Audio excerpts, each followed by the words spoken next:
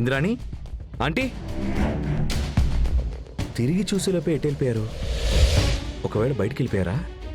ఒకసారి నేను బయటికి వెళ్ళి చూస్తా.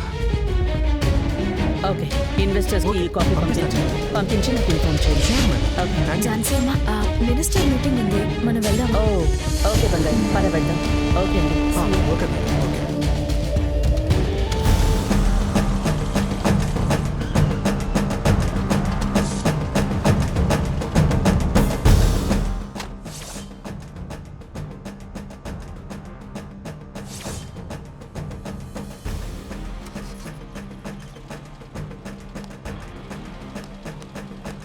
సార్ చెప్పండి, ఎవరు? మినిస్టర్ని కలవాలి. అపాయింట్మెంట్ ఉందా సార్? ఆయనే నన్ను కలవాలని పిలిచారు. మీ పేరు సార్? కలోజీ గ్రూప్ ఆఫ్ కంపెనీ ఎండి కలోజీనాథ్ వచ్చారని చెప్పండి.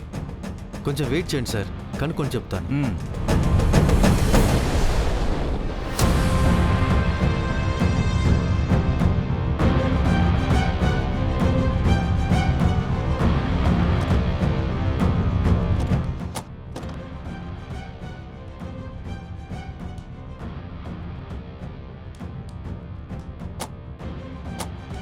రా బంగారి.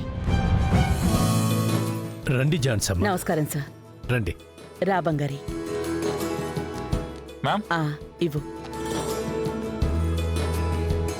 ఇదిగోండి సార్. ఇవ్వండి.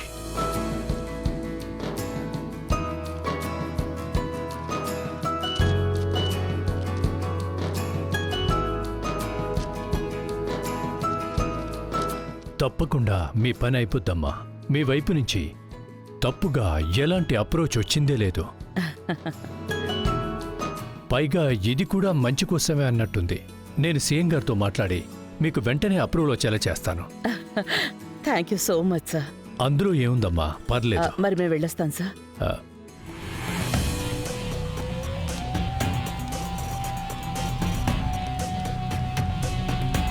ఝాన్సీ దేవి,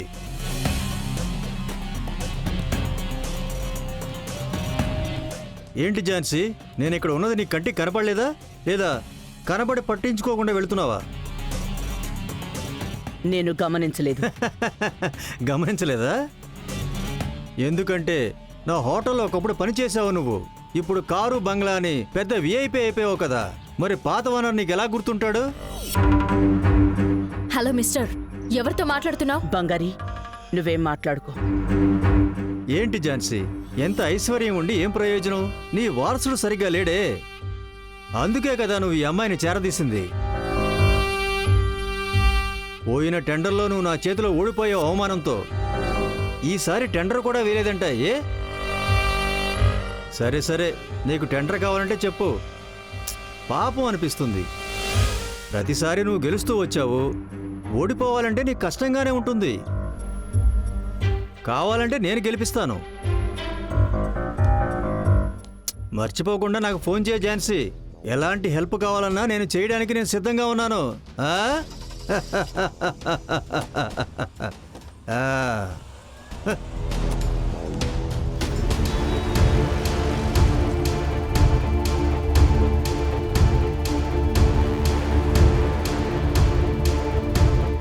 ఎవరమ్మా వాడు? మీతో పోయి అంత తేలిగ్గా మాట్లాడుతున్నాడు. మీరు వాడి దగ్గర పనిచేశారని చెప్తున్నాడు.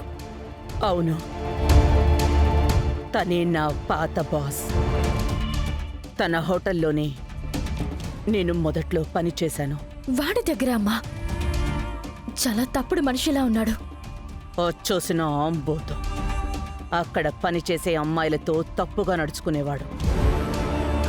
అది నాకు తెలిసి వాడి చొక్కా పట్టుకుని ఈడ్చుకుంటూ వచ్చి రోడ్డులో అందరి ముందు చెప్పుతో కొట్టాను. వాడి నిజస్వరూపాన్ని అందరి ముందు నిరూపించాను. ఆ రోజు జరిగిన అవమానం కోపంగా మారి నా మీద అలాగే పెట్టుకుని ఉన్నాడు. అవునమ్మా, పోరంబోకు. అసలు వీళ్ళంతా సొసైటీలో పెద్ద మనుషులని ఎలా తిరుగుతున్నారు?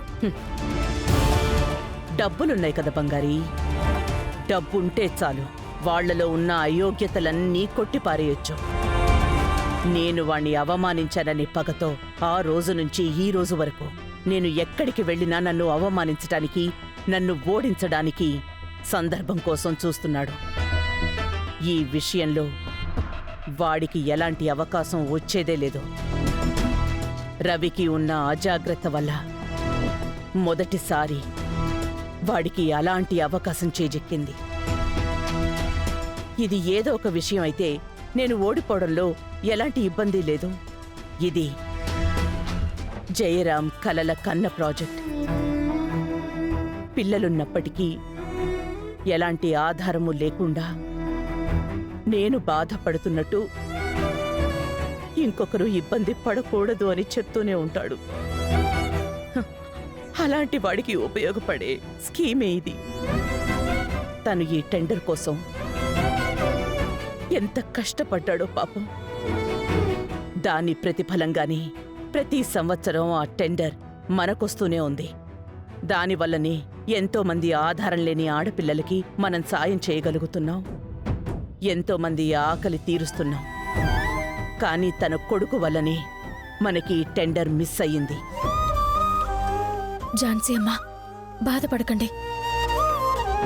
అది మీకెంత ముఖ్యమని నాకు అర్థం అవుతుంది. రవి సార్ చేసిన తప్పుని నేను సరిచేస్తాను. ఏం చేస్తావు బంగారి? మీరు అనుకున్నారు కదా, అది నిజం చేయడం నా పని. నేను మీకు మాటిస్తున్నాను ఝాన్సీ అమ్మా. మీరు బాధపడకండి అమ్మా, నేనున్నాను.